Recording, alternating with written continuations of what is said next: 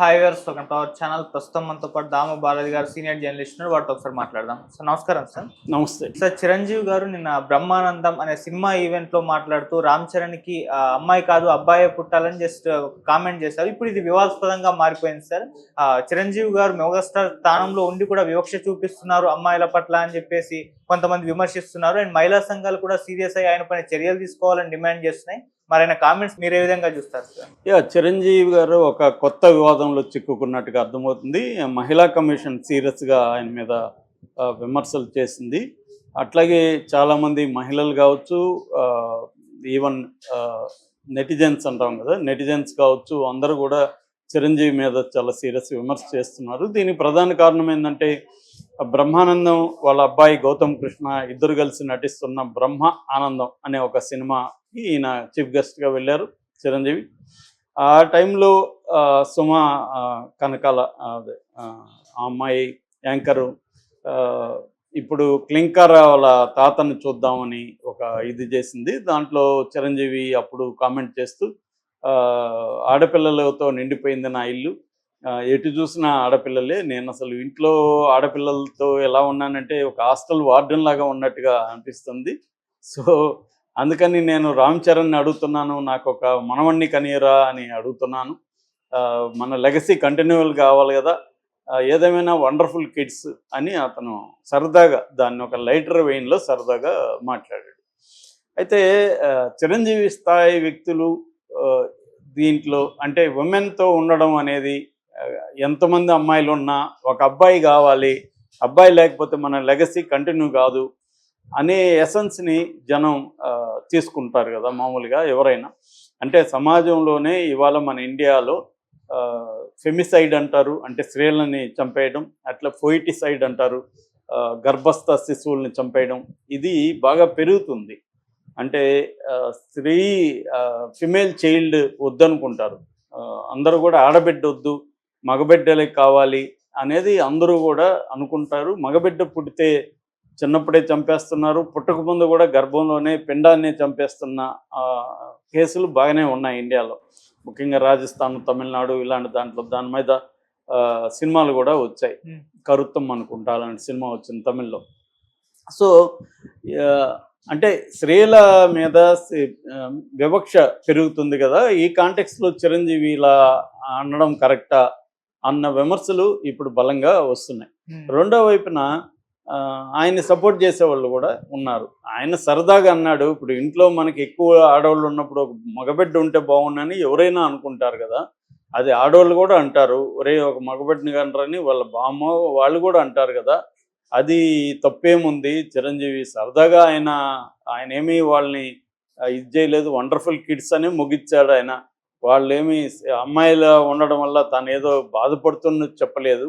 మొత్తం నా అమ్మాయిలతో నిండిపోయింది, ఒక బాబు ఉంటే బాగుండనే కోరుకున్నారు. క్లింకారా పుట్టినప్పుడు కూడా చాలా ఆనందించి దాన్ని సెలబ్రేట్ చేసుకున్నారు చిరంజీవి వాళ్ళు కూడా. పాప ఎందుకు పుట్టిందనే వాళ్ళు బాధపడలేదు.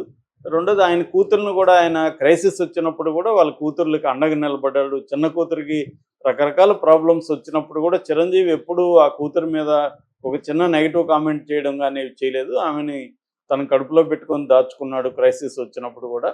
కాబట్టి అవన్నీ చూడాలి, మనం మొత్తంగా చూడాలి తప్ప చిరంజీవి సరదాగా ఒక కామెంట్ని పట్టుకొని చిరంజీవి ఏదో స్త్రీలకు వ్యతిరేకం అన్నట్టుగా ప్రొజెక్ట్ చేయడం కరెక్టా అన్న వాదనలు కూడా రెండు రకాలుగా వినిపిస్తున్నాయి. అయితే ఓవరాల్ కాంటెక్స్ట్లో నేను ఒక చిన్న విషయం చెప్దాం అనుకున్నా. అదేంటంటే, ఈ మధ్య behold the leviathan, the unusual rise of modern India అనే ఒక బుక్ వచ్చిందనమాట. నా ఫేవరెట్ ఈ మధ్య ఎకనామిస్ట్ ఉన్నాడు, సౌరభ్ ముఖర్జీ అండ్ నందిత రాజహంస, ఇద్దరు కలిసి రాశారు ఆ బుక్లో. అందులో వాళ్ళు ప్రధానంగా చెప్పింది ఏంటంటే, ఇండియాలో అన్యూజువల్గా విమెన్ పవర్ రైజ్ అవుతుంది అనేది వాళ్ళు చెప్తున్నారు. అంటే ఫర్ ఎగ్జాంపుల్ ఆంట్రప్రెన్యూర్షిప్ ఉంది కదా, వ్యాపారం ఉంది కదా, ఈ వ్యాపారంలో విమెన్ వ్యాపారస్తులు దాదాపు 15,70,000 ఉన్నారు. అంటే 22% మొత్తం వ్యాపారస్తుల్లో 22% ఉమెన్ వ్యాపారస్తులే ఉన్నారు. ఇది త్వరలోనే 30 మిలియన్లు అంటే 3 కోట్లకి చేరుకునే అవకాశం ఉంది.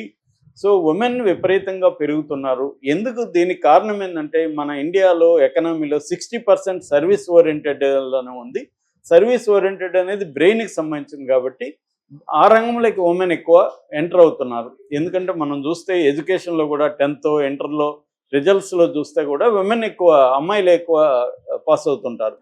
సో అందువల్ల ఉమెన్ పవర్ అనేది విపరీతంగా పెరుగుతుంది అనేది వీళ్ళు విత్ డేటా, ఆ బుక్ చదివితే మనకు కంప్లీట్ డేటాలో వాళ్ళు కంప్లీట్ నిరూపించిన పాయింట్లలో ఒకటి ఏంటంటే విమెన్ విపరీతంగా ఇండియన్ ఎకనామీలో కావచ్చు, ఇండియన్ సోషల్ లైఫ్లో కావచ్చు, ఎంప్లాయ్మెంట్లో కావచ్చు విమెన్ ప్రజెన్స్ అనేది పెరుగుతుంది. మరోవైపు మనకు 33% కూడా రాబోతుంది 2029 ఎలక్షన్ల తర్వాత. ఇంకా రాజకీయాల్లో, లీడర్షిప్లో, పార్లమెంట్లో, అసెంబ్లీలో కూడా 33% నుంచి కింది స్థాయిలో అయితే 50% వరకు దాటి కూడా ఉమెన్ మనకి రోల్ కనబడబోతుంది. అంటే ఒక పక్క ఉమెన్ పట్ల వివక్ష ఉంటున్న దేశంలోనే ఇంకోవైపు ఉమెన్ రోల్ పెరుగుతుంది అనేది వాళ్ళు నిరూపించారనమాట విత్ డేటా. అంటే మనోళ్ళు ఎక్కువగా డేటా మీద ఆధారపడకుండా ఎమోషన్ మీద ఆర్గ్యుమెంట్స్ చేస్తుంటారు. సో స్త్రీల మీద నిర్లక్ష్యం, వివక్ష ఇవే మాట్లాడుతుంటారు. కానీ మరి అంత జరుగుతుంటే విమెన్ ఎట్లా రాగలిగారు ఈ స్థాయి కంటే? రెండు వాస్తవం, దాడులు జరుగుతున్నాయి. సో అమ్మాయిల్ని ఇక్కడ చదివించడమే కాకుండా లండన్, అమెరికా, కెనడా ఇలాంటి దేశాలకు కూడా పంపిస్తున్నారు. అంటే ఇంతకుముందు ఒక అమ్మాయిని పంపించాలంటే ఎంతో భయపడేవాళ్ళు, ఒంటరిగా పంపించాలంటే. ఇవాళ అది లేదు, చాలామంది అమ్మాయిలను ఒంటరిగా పంపిస్తున్నారు. ఆ రకంగా ఒకవైపు అమ్మాయిల మీద వివక్ష, అమ్మాయిలు అబ్బాయిల మధ్య తేడాలు ఇవన్నీ ఉన్నప్పటికీ అమ్మాయిల సంఖ్య ఎడ్యుకేషన్లో కావచ్చు, వ్యాపారంలో కావచ్చు, వివిధ రంగాల్లో ద రోల్ ఆఫ్ ఉమెన్ అనేది ఇండియాలో ఎంత బలంగా పెరుగుతుంది అనేది వీళ్ళిద్దరూ, సౌరవ్ ముఖర్జీ అండ్ నందిత రాజహంస నిరూపించారన్నమాట విత్ డేటా.